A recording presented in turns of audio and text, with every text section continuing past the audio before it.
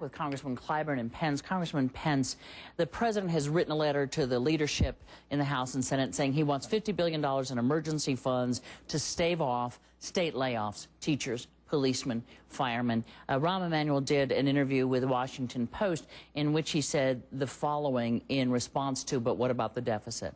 While some people say you have to spend and some people say you have to cut, the president wants to talk about both cuts and investing.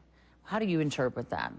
Well, I interpret that this is an administration that is groping for some economic policy. I mean, the truth is that the president likes to talk about the failed economic policies of the past. The truth is the economic policies of this administration and this Congress are the failed economic policies of the present. I mean, unemployment was at 7.5% when they passed their so-called stimulus bill, borrowed $1 trillion from future generations.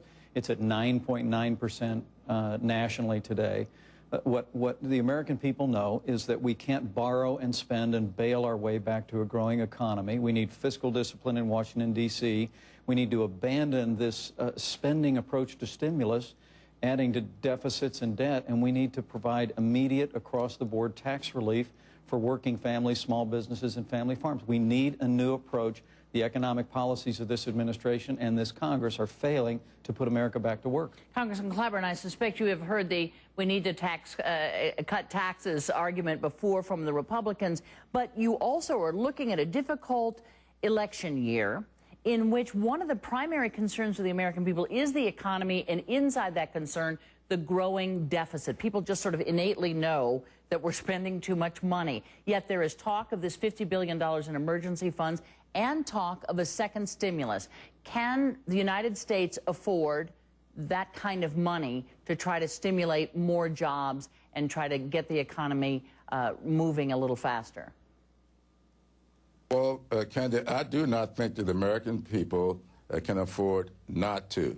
The fact of the matter is, I think that to look at 300,000 teachers being laid off, that's not just 300,000 people losing their jobs. That is putting America's students, their children, at tremendous risk. So we have to take into account exactly what the situation is that we're faced with.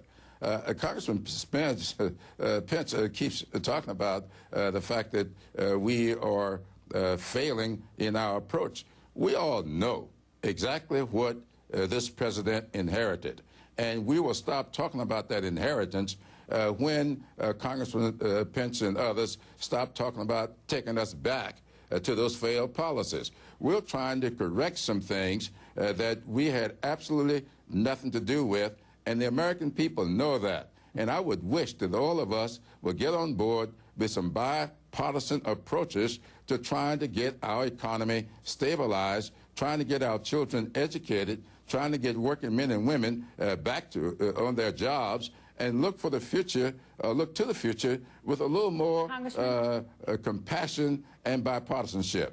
Congressman, I think nobody disagrees with you on the goals. I think one of the questions that's cropping up now is, when does the statute of limitations run out on blaming the Bush administration, and when is it on you all as the governing, really in the House and the Senate and in the White House? When does the economy become your baby, so to speak? The economy is our baby, but let's stop talking about cutting taxes, cutting taxes, cutting taxes. That simplistic approach to trying to get this economy moving again is what got us in this position in the first place. Well, we just had an across-the-board cut on 95% of working men and women. They got a cost-road tax cut. We all know that. Let me get Congressman Pence in here just a little bit. Congressman. What also got us into that problem was a doubling of the national debt under the last Republican administration, was a Wall Street bailout that now they're trying to make permanent in the financial services bill. We're talking about breaking from the runaway federal spending that characterized this administration and the last administration, and say it's time for fiscal discipline in Washington, D.C. Let's reject the deficits and the debt and the bailouts, and let's add to that the kind of fast-acting, across-the-board tax relief, Jim, that John F. Kennedy did back in the 1960s, that we did in the early part of the Bush administration, the Reagan administration. It's always what works to get the economy moving again. Before we go back to the 60s, I don't think we're going to settle this tax cut argument, but Congressman, I need to turn you to something a little more local, and that is your nominee for the U.S. Senate, Alvin Green, came out of nowhere. You think he's a Republican plant. He is calling now for the Democratic establishment to get behind him, that he, in fact, has been elected to be the nominee. Do you foresee yourself getting behind Mr. Green? No, I don't see myself getting behind Mr. Green. The fact of the matter is, of course, Ken, I never said he was a Republican plant. I said he was someone's plant. And it turned up after the elections, we found out, as I said earlier, something untoward was going on. Now, all of a sudden, we see that Congressman Joe Wilson, campaign manager, was in fact managing the campaign of my primary opponent. I saw the patterns in this. I know a Democratic pattern, I know a Republican pattern, and I saw in the Democratic primary elephant done all over the place. And so I knew something was wrong in that primary.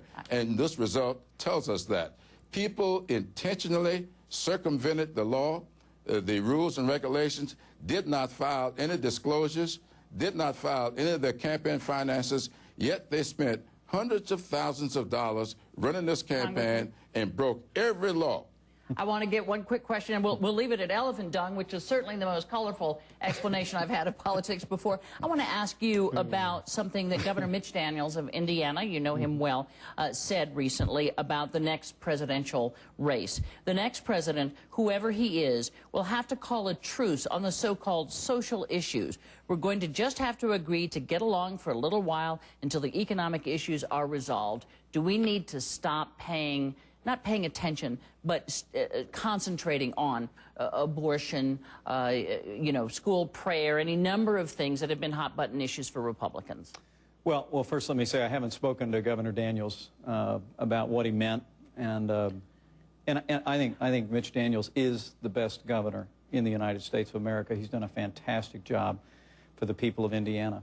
Do you think abortion needs to be put on the back burner? Well, it's also true. Barack Obama is the most pro-abortion president in American history. This administration has worked to expand public funding for abortion at home and abroad since the first day Barack Obama took office. And I believe with all my heart that Republicans need to continue to fight for the sanctity of life and the sanctity of marriage with everything we've got in 2010 and in 2012. So I'm going to take that as a slight disagreement with you and the governor of Indiana. Thank you so much for being here. Congressman Pence, Congressman Clyburn, I appreciate you both. When we come back, the economy's mixed signals. You wouldn't dry your clothes with an